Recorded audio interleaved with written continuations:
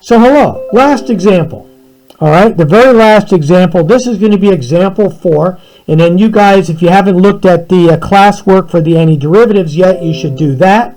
Okay. In any case, once you've looked at these, and the notes are going to be, the printed notes are going to be posted in a little bit, you can go ahead and tackle your homework. Okay. All right. So now in this case, again, we're trying to estimate the total distance that a vehicle or a car or something has traveled. Okay. At time t in seconds, your velocity in meters per second is given by this. Now, in this case, before, remember we had a graph to start with. And then in the next examples, we had a data table. Now, here's our third situation where we're working with functions and where we've just got the equation. Okay? This may be a little more familiar because we're used to working with equations. Okay? We want to know that if this equation here is the velocity function, okay, how far, what total distance would the car travel from 0, time equals 0, up to 6 seconds? Okay? So, we're going to go ahead, we're going to make a graph, we're going to make a data table, actually, a T table, which is similar to the problems we just did, but we're going to have it here. Then we'll graph it, and we're supposed to find the upper and the lower estimates, okay, and average the two, okay? So let's see here. We'll do it all on one graph, I think. We've seen this enough. I'm going to squeeze both estimates on the same graph. Okay, so what we don't know is we don't know the heights of the function at the during the interval. We get that by basically just by graphing the function, and I picked 0 through 6 because we went through. I picked t 0 to 6 because that matches. They're nice even numbers that match the interval that we're interested in. Okay, so let's see here. So I put 0 in there. 0 squared plus 2, that's 2. 1 squared plus 2, that's 3. 2 squared is 4 plus 2 is 6. 3 squared is 9 plus 2 is 11. 4 squared is 16 plus 2 is 18, right? 5 squared is 25 plus 2 is 27. And 6 squared is 36 plus 2 is 38. Now, assuming I did my arithmetic correctly, those are the velocities as calculated by our velocity formula here. The velocities at each given instant in time. So now we're going to plot those. So this is going to be 0, 2 is about here, right? And then over 1 up 3, maybe about there, okay? Over 2 up 6, so 2, 4, 6, wait a minute. This is 5, so 6 is about there. Sorry. And that's 2. 3, we want to go up to 11 is probably about there. 4, we're going to go up to 18 is maybe about there, right?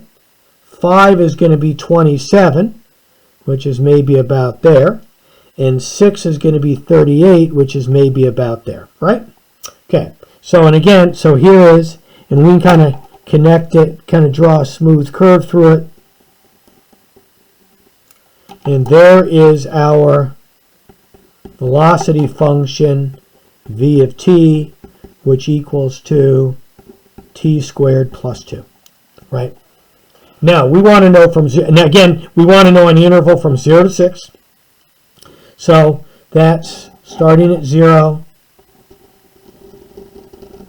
going over here to 6, right? So we want to know this area in here, and we're going to use upper and lower, over and under estimate rectangles to estimate that area. And no, okay, so at this point, everything we do next will be just like the previous problems. The only thing different was we were only given the equation, so I made a data table, a t table here, and graphed the function. But now to get the lower, right? But here we want delta t is equal to 2.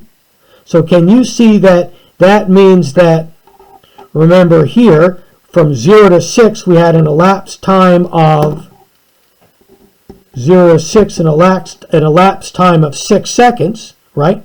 If we divide that 6 seconds, actually 6 minus 0, right? Is 6 seconds. If we divide 6 by whatever delta t is, that's going to tell us, oh, there have to be 3 subintervals, right? Each one 2 wide. Well, that's convenient. That's nice and even, unlike the last ones we just did. 0 to 2 is there, 2 to 4 is there, 4 to 6 is there, right? So each delta t is 2. So now we use 2, 4, and 6. So since it's an increasing function, okay, the upper estimate want to be the rectangles that are above. So we're going to use the right side boundary for the first one to give us the rectangle above. 4, the right side boundary to give us the interval above. And then 6, the right side boundary, see right there. And these are the rectangles we're going to calculate here, right? So this is the upper, keep in mind. So each one has a width of 5. At 2, the height of the curve was 6. So that's going to be, this will be the upper, I'll label it. 6 times 5, which is 30. At 4, the height was 18. So that's going to be 18 times 5, right? 18 times 5, that's 90. And then at 6, the height was 38. And so 38 times 5, that's 190. So we add those together.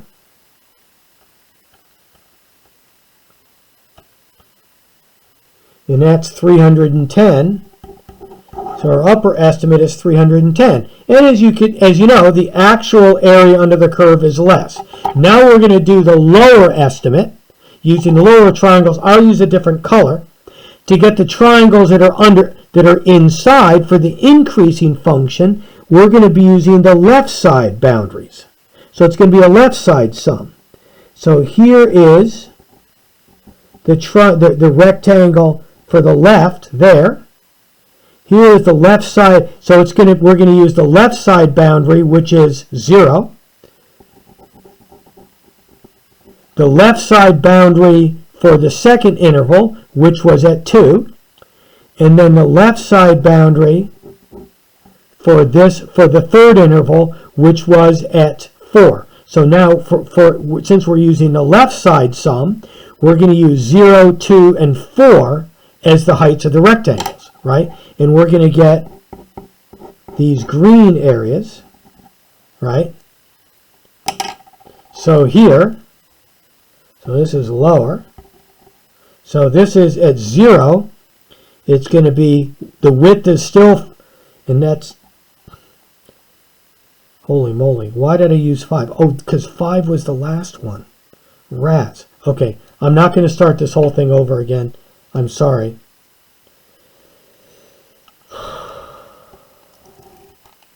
Obviously, the widths of those actually were 2. Pardon me. So I think I had 5 stuck in my brain from one of our previous examples. This is 2, 2, 2, so that's 12, that's 36, that's 76, right? So 12 plus 36 plus 76, that's equal to 124. So that area should be 124, right? So this one, the lower estimates, now we're using 2, we're using 18, and we're using 0, which is 2, 2, which is 6, and then 4, which is 18. This is the height at 0. This is the height at 2. This is the height at 4. So times 2, the widths, 4, 12, 36. So 12 plus 4 plus 36, why that's equal to 52. Right? Big spread because we only got 3 rectangles. Okay? So now the lower estimate is 52. The upper estimate is 24. Okay, so you can see here that it's going to be in between the two. And our problem here, they say that we want us to average the two. So I'm going to average, the average is going to be lower plus upper divided by 2, right? So that's 124 plus 52. That's equal to 176 divided by 2, which is 88. So since 88 is the average of the two, we're going to, which is halfway between, so 88 gives us another way of getting a closer estimate to what the actual area under this velocity curve is. Okay, so this is another one like what was going to be on your homework. Okay, and so that's going to be posted in just a little bit, and a little bit later on I'm going to have the printed version of these notes posted.